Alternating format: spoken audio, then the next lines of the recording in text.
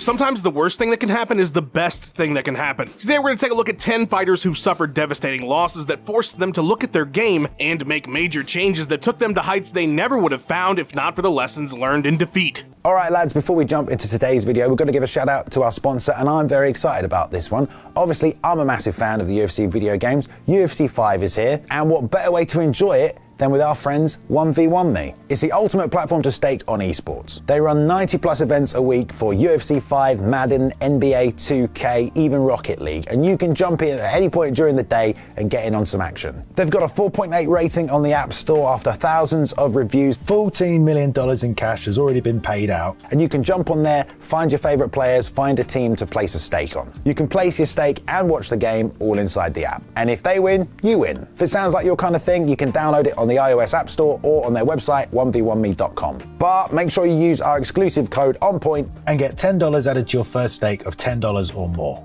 You do of course have to be over 18 to place a stake, but go ahead, go have some fun on us. See you at the fights. I'm Tommy from MMA On Point. A massive shout to our biggest supporters and our Hall of Famers, and these are 10 opponents that forced fighters to level up. Number 10, Michel Pereira versus Tristan Connelly. I love this one because Pereira's style makes me laugh, and this fight is the peak of his comedy. If you're not already familiar, Pereira is well known for his flippy shit. In fact, I often just call him Flippy Shit Guy, and in no fight did he more embody that name than when he fought UFC newcomer Tristan Connelly on short notice back in 2019. Michel, who regularly Showtime hops off the cage for no reason, launches into rolling thunders, does backflips, and throws full meter specials like they're jabs, was really feeling his chaotic style in the opener of the Connelly fight, which would result in his tank running out immediately, thus earning him an embarrassing UD loss. Immediately afterwards, in the bout with Diego Sanchez, while much of the style remained, it was far more controlled and timed better, and that has only become more true in the 6 fights he's won since then. Sometimes he doesn't even flip once in a fight anymore, and he doesn't break dance for Bruce Buffer either. Pereira is still down to throw some wild shit, but after losing to Tristan Connelly, he realized spamming special moves probably isn't the best idea. Number 9, Max Holloway versus Conor McGregor. When a dude who blew his whole knee out takes you down 4 times and holds you down for more than a round, it might be time to level up your game. Back in 2013, a young Blessed was coming off a decision loss to Dennis Bermudez, who also scored 4 takedowns on him, when he met the Notorious, who, as I mentioned, famously tore his ACL early in the bout and improvised, using his superior grappling to earn 30s across the board. Max must have got the memo on takedown defense being an issue because his opponents going forward would have a real problem with it, and Holloway would go on a 13-fight run that earned him featherweight gold. His very next fight, Will Chope would go 0 for 5 on takedowns, Andre Feely got 3 but tried for 12, Clay Collard 1 for 10, Cole Miller 0 for 2, Cub Swanson 0 for 3, Charlie Olives couldn't get him down, Jeremy Stevens failed on 12 attempts, Ricardo Lamas 0 out of 6, Need I go on. Part of what makes Max so dangerous on the feet is his ability to keep the fight there, and that ability really took shape after that loss to McGregor. Number 8, Brock Lesnar versus Frank Mir. Losing is not something that Brock Lesnar does very often. He ended his college wrestling career 106-5. I'm guessing he only lost a handful of times in high school as well. The guy hasn't had a lot of chances to level up because he hasn't needed to, which probably in part was his problem when he first encountered Frank Mir. Now that is a hell of a UFC debut opponent, especially considering that at that point he'd only ever had a single pro bout, and it was against Min-Soo Kim. The fight was sloppy. Yes, Steve Mazzagatti was Steve Mazzagatti, but in just 90 seconds, a completely out of control Lesnar saw himself get a point deduction for a shot to the back of the head, and he turned what looked to be a potential win into a quick loss when Mir was able to get a hold of his leg mid-beatdown and put him in a knee bar. The painful lesson, especially with how long it took Maz to step in, was probably the best thing that could have happened to Lesnar, who showed increasing patience in his fights from that point forward. While he would bull rush Heath Herring after an early knockdown, the rest of the fight he took a measured approach, as he did when he won the title against Couture. The ultimate test would be in his rematch with Mir, where he looked night and day different. Far more control over himself and his opponent. Poor Frank didn't stand a chance on that night. Really is a shame his career ended so quickly because it would have been fun to see how much more he evolved since he clearly was a fast learner. Number 7, Conor McGregor versus Nate Diaz. It had to be hard not to think you were invincible if you were Conor McGregor in 2016. He ended one of the greatest champions ever in 13 seconds. Hadn't lost in the UFC, he was the biggest draw in the sport, he was going for a second title a weight class up. How could he not think he could do anything? Like when that double champ fight fell through, take on Nate Diaz on 2 weeks' notice, 2 weight classes up at 170. I'm sure he thought, why not? I'm a fucking MMA god. Of course, we all know how that went though. Not only would Conor get beat up, but he would appear to fade dramatically in the second round, which would force a takedown attempt and a submission loss. The bout became McGregor's new obsession. He refused to do anything but fight Diaz again under the exact same circumstances, 2 weight classes up. This would lead to him adopting the FAST program in order to address his energy inefficiency in the first bout, and after an obsessive camp, Conor would come back a new man, able to go 25 minutes with Nate to earn the decision victory. He followed that up with a god-tier performance against Eddie Alvarez, having reached his ultimate form, the loss and the work he did after it pushing him to another level. Number 6. Henry Cejudo versus Demetrius Johnson. If you were wondering how confident Henry Cejudo was going into his fight with Demetrius Johnson just 3 years into his MMA career, he told the Las Vegas Review-Journal that he had no doubt he was going to leave champion that night. A bold outlook, especially considering the outcome, a first-round TKO loss courtesy of a knee by the flyweight GOAT. Cejudo would go on to tell the Review-Journal, "You have to become a genius in all these different areas to beat him. I've got to get up there." It was like the loss woke Henry up to the fact that there was another level he could be pushing himself to, one he felt could only come with more fights in the cage. It would be the only way to level up to the level of DJ. He even said he would refuse a rematch until he knew he was good enough to beat him. More than 2 years after their first fight, Cejudo would dethrone the flyweight king in a split decision, a feat that has aged like the first Matrix movie. Number 5. George St. Pierre versus Matt Serra. While GSP has told the story about how he had to learn to see Matt Hughes as a human in order to defeat him in their second fight and earn the welterweight title, a much more impactful and long-lasting level up would come via the worst moment of his entire career. The loss to Matt Serra was not only devastating and unexpected, but a massive embarrassment for the Canadian, and he struggled deeply after the fight in getting over it. He found himself hyperfixated on the fight, to the point of being unable to focus on his training for his upcoming bout with Josh Koscheck, because if you recall, their rematch was not immediate. In fact, St. Pierre would have to fight Matt Hughes a third time for interim gold before that rematch. With the loss to Serra tearing him apart, GSP went to a sports psychologist who had him carry a brick around everywhere he went to represent his inability to stop fixating on the loss. Eventually, the connection to the brick and letting go of the loss made something click for St. Pierre, who tossed it into a nearby body of water and got back to training. I know it sounds like something out of a movie, but it's how George has described it. He would of course come back one of the most dominant champions in history. Number 4. Dustin Poirier versus Michael Johnson. In his first ever main event, Dustin Poirier lasted just 95 seconds. It had been 2 years since his loss to Conor, a bout he admitted he overextended himself in because he was too emotional. But in the time since, he'd put together 4 wins in a row with 3 finishes and 2 performance bonuses. Dustin was rolling, and the offense-heavy style he'd always fought with had paid off in 7 of his last 8, so why change anything? Well, before he even had a chance to get anything going, the Diamond would see himself on the canvas courtesy of a shot by Michael Johnson. Dustin was number 7, his first main event. This fight was supposed to put him in the title conversation, but his reckless style took it all away from him. Poirier decided after the loss that he needed to be smarter about his approach. He needed to be more defensive-minded, focused more on good footwork. The modified Philly shell style that Poirier has adopted since that fight has been a massive part of his success and what elevated him to championship levels. One of the best examples on this list of a fighter being able to evolve their game even after 25 pro bouts. Number 3. Francis Ngannou versus Stipe Miocic. When Francis got to challenge Stipe for the heavyweight title, he'd never been in the third round of a fight in his entire life. His last 4 ended in under 2 minutes with him steamrolling everyone. In just 12 fights, he'd already found that early Tyson aura. He was going to get in, knock you out, and go home as fast as you could heat up a burrito in the microwave. So naturally, that was the game plan going into his fight with Stipe. 65 strikes thrown in the first round, nearly every one of them a knockout shot. The problem was he wasn't hitting anything. Francis would end the fight with an abysmal 18% significant strikes landed. He'd been taken down 6 times, controlled for over 15 minutes, and lost every single round. He punched himself out entirely in the first and had nothing for Stipe the rest of the fight, only landing a total of 6 strikes over the next 20 minutes. It was a humbling experience to say the least, and one that stuck with him, as is evident by him completely freezing up in his follow-up bout against Derek Lewis. Now, it wasn't clear that this moment changed Ngannou until we saw his rematch match with Miocic, and I say that because his next 4 opponents he would end in an average of 40 seconds. But the second fight with Stipe, it was like Ngannou was a different fighter altogether. He was collected, he was deliberate, he wasn't trying to force shots, he even scored a takedown. He looked like an entirely different fighter, and as a result would score a second round KO finish to become the heavyweight champion, proving that a patient Ngannou might be the most dangerous version of all. Number 2, Bas Rutten versus Kin Shamrock. Sometimes MMA plays out like a real-life martial arts movie or some shonen anime about fighting. Bas Rutten was a certified badass striker with a background in karate, taekwondo, and kickboxing. There were very few strikers in Japan at the time that had anywhere near his pedigree, but Rutten learned early in his time in Pancrase that wasn't going to be enough. In his first 7 bouts, Rutten would see 2 losses both via submission, which was understandable as he was still learning the ground game. But it would be his second encounter with Kin Shamrock for the King of Pancrase title that changed everything. After losing to a knee bar in just a minute, Rutten decided that he was going to become a master of the ground game as well, and since he was already so good at striking, he would focus solely on grappling from now on. He began training submissions 2 to 3 times a day, determined to both avoid losses on the ground and also create his own submission offense, and I would say he succeeded. 7 of his next 8 wins would all come via sub. In fact, when he retired, he would end up with more submission victories than knockout wins. What a legendary level up. Number 1, Amanda Nunes versus Kat Zingano. With 9 career finishes and victories over names like Julia Budd and Germaine de Randamie, what was clear was that Amanda Nunes had talent. But going into her fight with Kat Zingano, her then girlfriend and training partner Nina Ansaroff knew that Nunes was going to lose. Amanda had trouble controlling herself and would get too anxious in big fights. Sure enough, the Lioness would fade after a solid start and get TKO'd in the 3rd round. Amanda knew she had this problem, but the loss to Kat showed her that if she was going to beat top-tier talent, she would need to make some sort of change. So she went to a sports psychologist about her anxiousness during fights and training and moved to American Top Team, who could much better accommodate her needs as a fighter. The level up was massive. Nunes would return to the octagon and get back-to-back first-round finishes, and wouldn't see another career loss until the Peña fight after having already established herself as the GOAT. What's even crazier is that after the loss to Kat, Amanda was considering just going back to Brazil to be with her family. Talk about a single fight leveling you up. She went from a talented but flawed prospect, one who was maybe considering leaving the sport, to one of the most complete and dominant fighters that MMA has ever seen. You know who else completely dominates though? The editor of this video, Max Randall. Please show him all the love on his socials, as well as his new YouTube channel. The guy's a damn legend. So are our channel champions, who we could not do this without. If you would like to join them, that is what the join button is for, believe it or not. If that's too much, liking and subscribing would be awesome as well. What other fighters leveled up after a big loss? Let me know down in the comments, and thanks so much for watching, guys. I'm gonna go for a walk or something.